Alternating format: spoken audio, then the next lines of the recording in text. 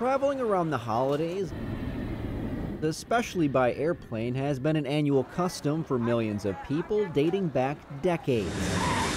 And it's all thanks to some ingenuity from the Buckeye State. News came clattering across the world's wire machines that two brothers from Dayton in Ohio had flown a curious-looking air machine over the beach at Kitty Hawk in North Carolina. What was a monumental achievement for mankind on December 17, 1903, ended up being an unbelievable burden for Wilbur and Orville Wright. It was at that point that they knew they had not only invented the airplane, but they turned it into a product for sale. Mindful of their creation, the Wright brothers made it their mission to prevent others from stealing their innovation. Since they couldn't patent the entire plane, they focused on the element that kept it in the air: the controls. You've come up with a means of controlling an airplane in all three axes of motion: pitch, roll, and yaw.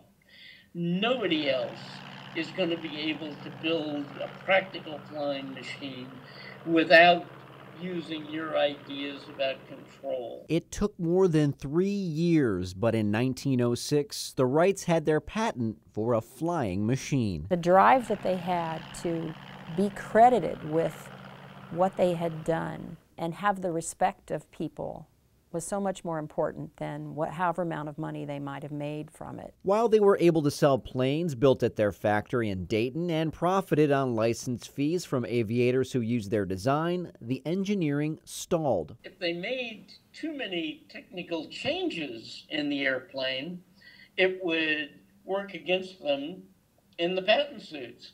You know, if your airplane was so great, why are you guys changing it? As competition came from many to make money in the growing industry, one rival's maneuvering stood out, not only in the air, but through legal loopholes. Fellow aviator and plane manufacturer Glenn Curtiss. He claimed his design was different and carried on a patent war that lasted for years. In this country, the Wrights are winning all the decisions.